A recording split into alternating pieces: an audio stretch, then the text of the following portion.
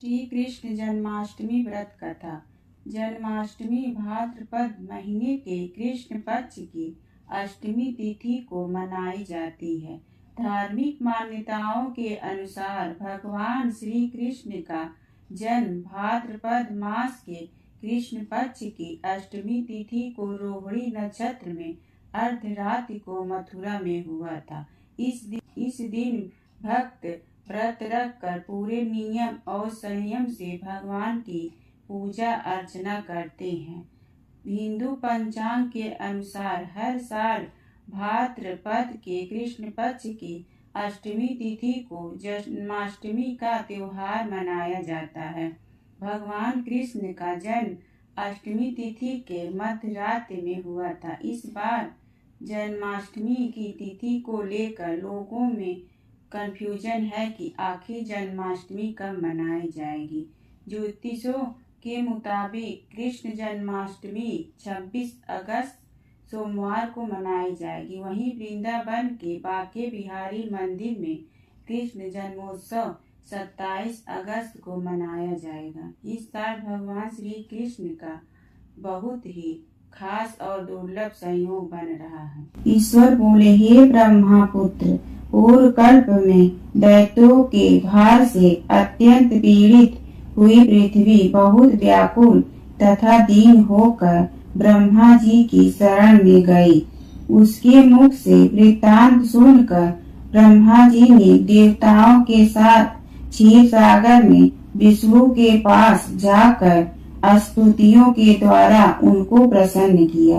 तब नारायण श्री हरि सभी दिशाओं में प्रकट हुए और ब्रह्मा जी के मुख से संपूर्ण वृत्तांत सुनकर बोले, हे देवताओं, आप लोग डरे मत। मैं वसुदेव के द्वारा देवकी के गर्भ से अवतार लूंगा और पृथ्वी का संताप दूर करूंगा। सभी देवता लोग यादवों का रूप धारण करे।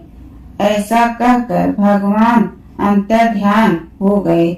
समय आने पर वह देवकी के गर्भ से उत्पन्न हुए। वासुदेव ने कंस के भय से उन्हें गोकुल पहुंचा दिया और कंस का विनाश करने वाले उन कृष्ण का वहीं पर पालन पोषण हुआ। बाद में मथुरा में आकर उन्होंने अनुचरों सहित कंस का वध किया।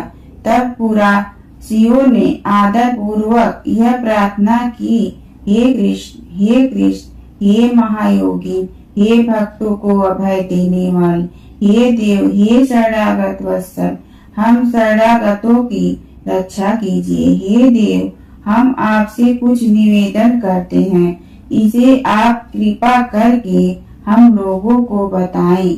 आपके जन्मदिन के कृत्य कोई कहीं भी नहीं जानता। वह सब आपसे जानकर हम सभी लोग उस जन्मदिन पर वर्धापन नामक उत्सव मनाएंगे।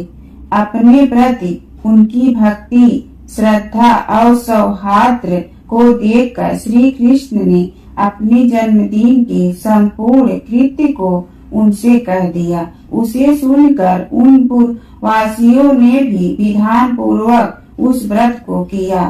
तब भगवान ने प्रत्येक व्रतकर्ता को अनेक वर प्रदान किए। इस प्रसंग में एक प्राचीन इतिहास भी कहा जाता है।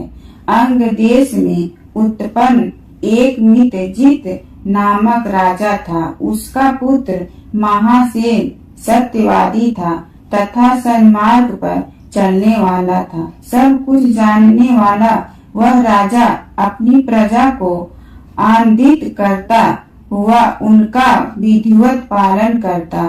इस प्रकार रहते हुए उस राजा का अकस्मात दैवयोग से पाखंडियों के साथ बहुत काल प्रयत्न सहचर हो गया और उनके संसर्ग से वह राजा अधर्म परायण हो गया।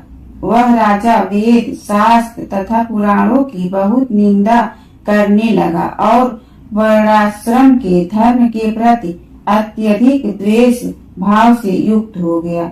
हे मुनि श्रेष्ठ, बहुत दिन व्यतीत होने के पश्चात काल की प्रेरणा से वह राजा मृत्यु को प्राप्त हुआ और यमदूतों के अधीन हो गया।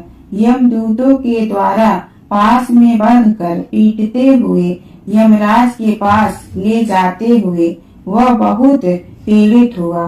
दुष्टों की संगति के कारण उसे नरक में गिरा दिया गया और वहाँ बहुत समय तक उसने यातनाएं प्राप्त की। यातनाओं को भोग कर अपने पाप के शेष भाग से वह पिशाच योनि को प्राप्त हुआ। भूख व प्यास से व्याकुल वह भ्रमण करता हुआ मारवाड़ देश में आकर किसी वैश्य के शरीर में प्रवेश करके रहने लगा। वह उसी के साथ पुण्यदायिनी मथुरापुरी चला गया। वहाँ पास के ही रक्षकों ने उस पिशाच को उसके गृह से निकाल दिया।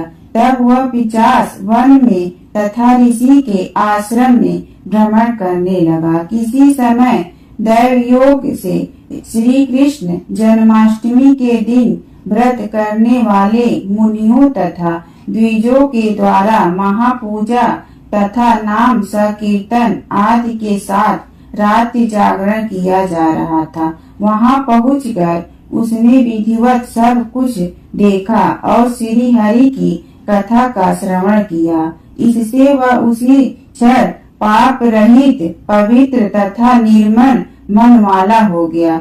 वह यमदूतों से मुक्त हो गया और प्रेत योनि छोड़कर विमान में बैठ दिव्य भोगों से युक्त हो विष्णु लोक पहुँच गया। इस प्रकार इस व्रत के प्रभाव से पिशाच योनि को प्राप्त उस राजा को विष्णु का सानिध्य प्राप्त हुआ।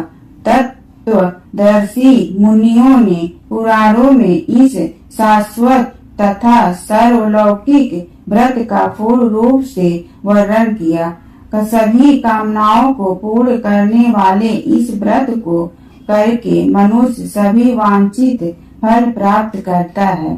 इस प्रकार जो कृष्ण जन्माष्टमी के दिन इस शुभ व्रत को करता है वह इस लोक में अनेक प्रकार के सुखों को भोग कर शुभ कामनाओं को प्राप्त करता है। ये ब्रह्मपुत्र वहाँ बैकुंठ में 1,00,000 वर्ष तक देव विमान में आसीन होकर नाना विविध सुखों का उपभोग करके अवशिष्ट पुण्य के कारण इस लोक में आकर सभी ऐश्वर्यों से समृद्ध तथा सभी अशुभों से रहित होकर महाराजाओं के कुल में उत्पन्न होता है।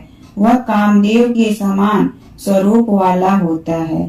जिस स्थान पर कृष्ण जन्मोत्सव की उत्सव विधि लिखी हो अथवा सभी सौंदर्य से युक्त श्री कृष्ण जन्म सामग्री किसी दूसरे को अर्पित की गई हो अथवा उत्सव पूर्वक अनुष्ठित व्रतों से विश्व श्रेष्ठ श्री कृष्ण की पूजा की जाती हो वहाँ शत्रुओं का भय कभी नहीं होता है। उस स्थान पर मेघ व्यक्ति की इच्छा करने मात्र से वृष्टि करता है और प्राकृतिक आपदाओं से भी कोई भय नहीं होता। जिस घर में कोई देवकी पुत्र श्री कृष्ण के चरित्र की पूजा करता है वह घर सब प्रकार से समृद्ध रहता है और वहाँ भूत प्रेत आदि बाधाओं का भय नहीं होता है। जो मनुष्य किसी के साथ में भी शांत होकर इस व्रत उत्सव का दर्शन कर लेता है वह भी पाप से मुक्त होकर श्री हरि के धाम जाता है। श्री कृष्ण और मोर की कहानी। श्री कृष्ण के लीला काल का समय था। गोकुल में एक मोर रहता था। वह मोर बहुत चतुर था और श्री कृष्ण का भक्त था। वह श्री कृष्ण की कृपा पाना चाहता था। इसके लिए उस मोर ने एक युक्ति सोची। वह श्री कृष्ण के द्वार पर जा पहुंचा। जब भी श्री कृष्ण द्वार से अंदर बाहर आते जाते तो उनके द्वार पर बैठा वह मोर एक भजन गाता। मेरा कोई ना सहारा बिना तेरे गोपाल सवरिया मेरे, माँ बाप सवरिया मेरे। इस प्रकार प्रतिदिन वह यही गुनगुनाता रहता।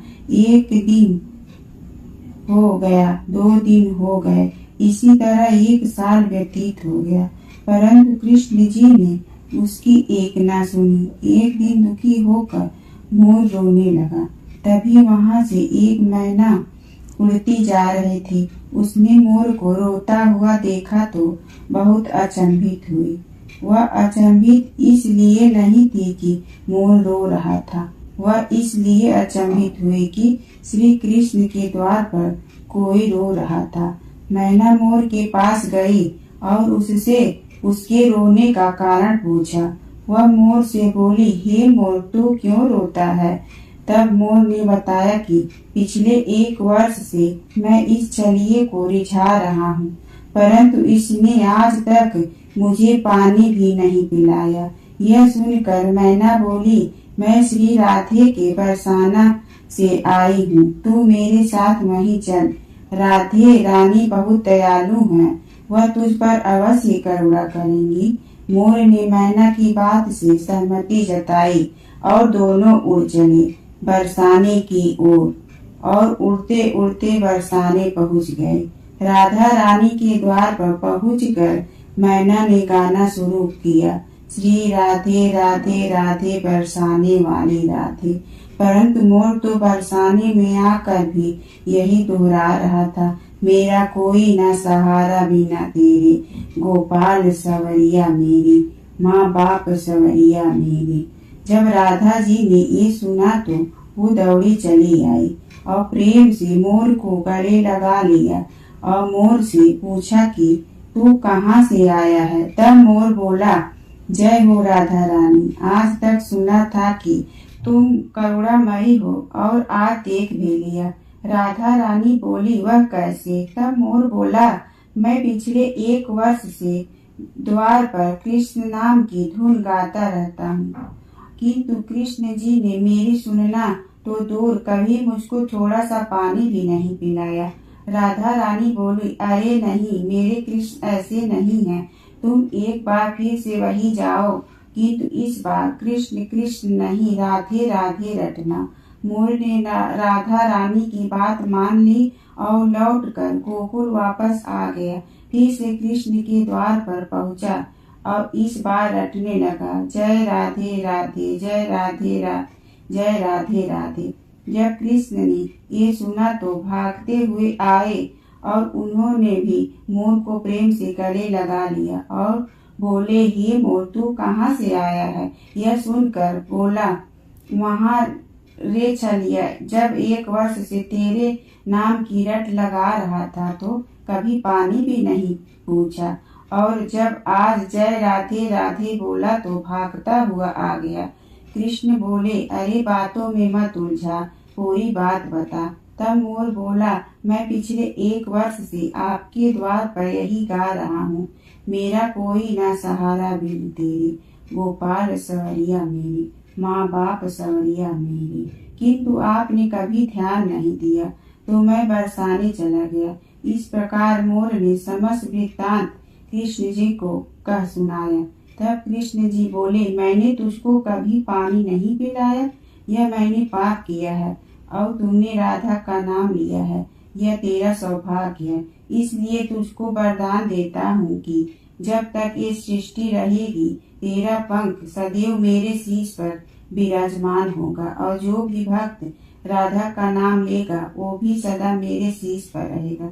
अतः श्री कृष्ण के भक्त प्रेमियों, यदि श्री कृष्ण का सन्निधय चाहिए तो प्रेम से कहिए, जय राधे राधे, जय राधे राधे, जय राधे राधे।